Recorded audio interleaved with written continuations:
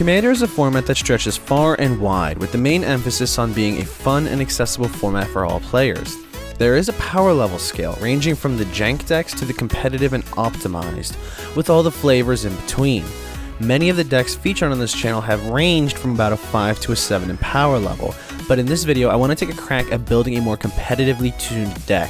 I would say that this is probably about an 8 on the power level scale, but I'll let the players who know what they're talking about be the judge of that. I want to personally thank my friend Nathan, however, for helping me develop this build. You can check him out on Twitter at _chefdeadpool. He's been a monumental help in inspiring me and getting me interested in the competitive side of Commander. He's also one hell of a chef. Today's deck will be featuring my new favorite pet commander, pun intended, Rin and Seri, Inseperable.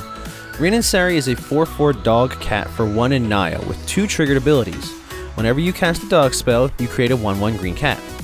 Whenever you cast a cat spell, you create a 1/1 white dog. In addition, for 1 mana each of green, red, and white, and tapping Rin and Seri, they deal damage to any target equal to the number of dogs you control, and then you gain life equal to the number of cats you control. So this commander deck is going to be built off of a control shell, which seeks to use stacks, pieces, and removal to stall opponents and to deny them the resources to play their decks, while we search out our combo pieces and our win cons. Let's go through the frameworks of this deck and show off what we have. Let's begin with ramp. Fair warning before we go further, this is the optimal deck list here, and so the budget was really not a factor in putting this together. That being said, if you are interested in building this deck, you are more than welcome to proxy out some of the more pricier cards. We have our assortment of mana rocks, utilizing the most optimal mana rocks that work within our strategy. We also run several mana dorks, again working us up plenty of mana thanks to our access to green. The Dockside Extortionist is included here, as they create us treasure tokens based on the amount of enchantments and artifacts around the board. If you also get out Temur Sabertooth, you can go infinite using the treasure from the Extortionist to bounce the goblin, then recast it, and then you get more treasure. As long as you're making 1 more treasure than you have sacrificed to do the combo, you'll be able to go infinite and create infinite mana. Carpet of Flowers brings the potential to ramp us against the vast majority of tables, as nearly always you will find at least 1 player at the table playing blue. Smothering Tithe brings us a double utility as a bit of control as well as ramp, taxing opponents 2 mana with every card drawn, lest they give us a treasure token to ramp us even further.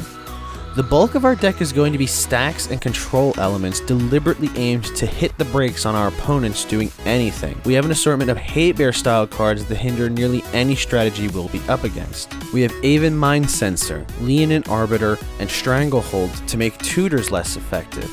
Collector's Oof, Grand Abolisher, Kataki War's Wage, Kesali Pride Mage, Nature's Claim, Aura Shards, Stony Silence, all hate on artifacts and some enchantments.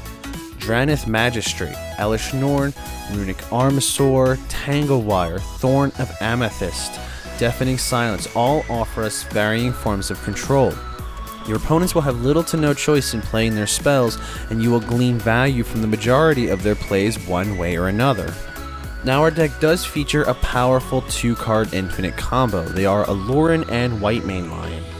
Aluren lets you cast creature spells as though they had flash without paying their mana cost, so long as those spells' CMC is 3 or less. White Mane Lion has an enter the battlefield ability that bounces a creature you control to your hand. The way it works is you have Aluren out. You cast the White Mane Lion for free.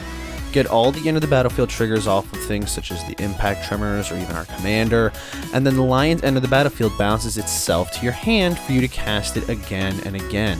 You will create infinite ETB triggers. This combos very nicely with things like the aforementioned Impact Tremors, Perforos, both of which will burn the table to death. Our commander will create infinite doggo tokens, and so on. My personal preference though is the Impact Tremors because it can easily be obtained using some of the other cards that we run. To get a hold of our combo pieces, we do have a number of ways of going about this. One of the quickest and most efficient ways is to use a combination of the Hermit Druid and Underworld Breach. You use the Druid to mill yourself entirely, since it mills until we hit a basic, of which there are none in the deck. You then flashback Sevinne's Reclamation to bring back our Underworld Breach, or if it's in your hand, hard cast it from there, and then something like Impact Tremors from the grave. You then can cast Allurin, which makes creatures with CMC of 3 or less free, and begin the bounce loop with the white main line. You can also cast Grand Abolisher to help deter any possible response while you're going off.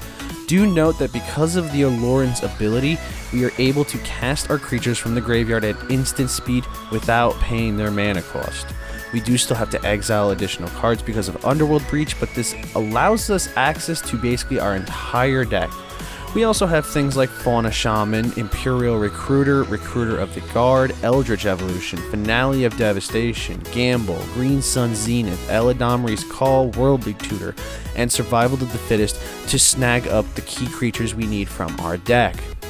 Now let's talk about removal and interaction. This deck needs to have plans to protect its combos and to provide us with access to our win con going off without a hitch. Destiny Spinner is protection for our creatures and enchantments, and if for some reason we want to, we can turn a land into a giant beater for a turn. Kisali Pridemage gets rid of pesky artifacts and enchantments in a pinch. The Vexing Shusher gives us uncounterable spells, that's a word, which is absolutely crucial if an opponent tries to remove our combo pieces. Autumn's Veil gives us some protection from common forms of removal. Nature's Claim is the optimal naturalize effect, and the 4 life gain is entirely irrelevant. Pyroblast and Rel Elemental Blast are literally the same card. Aura Shards is great when we go off with our combo while the commander is in play, as with every dog token that Rin and Seri make, we can blow up an artifact or enchantment, and this would even work even without the commander in play. Silence turns off any further interactions if it's not countered, letting us proceed entirely unhindered. Swords to Plowshares gets rid of creature threats, and Veil of Summer is a cantrip that also gives our cards and us hexproof from black and blue until the end of the turn. This will handle most counter spells and kill spells, so you won't have to worry about things like Fatal Push. The goal of this deck is to rush out to your combo as quickly as you can. Get the Hermit Druid out, mill yourself, and then get those combo pieces out and go infinite. I included the Stax package as a means to defend while you work your way through the strategy. You run plenty of means to handle your opponent's boards, but you want to avoid falling too heavily on the defense and push for that combo win. For the complete deck list, which also has the land base that we did not discuss in this video, do feel free to check out the tapped out link in the description below this video. And with that, there you have Rin and Seri Inseperable. I really like that this deck goes off in a way that lets you win with things like doggos, because let's be honest here, they are too pure for this world. This deck is great if you like combo wins, consistency, and, well, dogs and cats. You might not like this deck if you're more of a control player who wants to take it into the long game. I feel this deck excels the best at quick games, trying to get its thing going super quick. It's a little fragile, so if you're unable to get the second part of the Hermit Druid combo off for some reason, you're left with no library and only what's on your field, leaving you basically out to dry. Always try to throw out some of the helpful prevention like Silence or Grand Arbiter before going in for the kill. I hope you enjoyed this deck tech. I want to give a special thanks and shout out to Nathan Jones from the cEDH community for helping me start my path down to cEDH and for being a tremendous amount of help in putting together this deck list. Again, you can check him out at @_ChefDeadpool on Twitter. All the links and such will be in the description box below. I hope you enjoyed this video. If you want to help support this channel, we do have a Patreon you can help contribute to. And with that, I will see you all next time.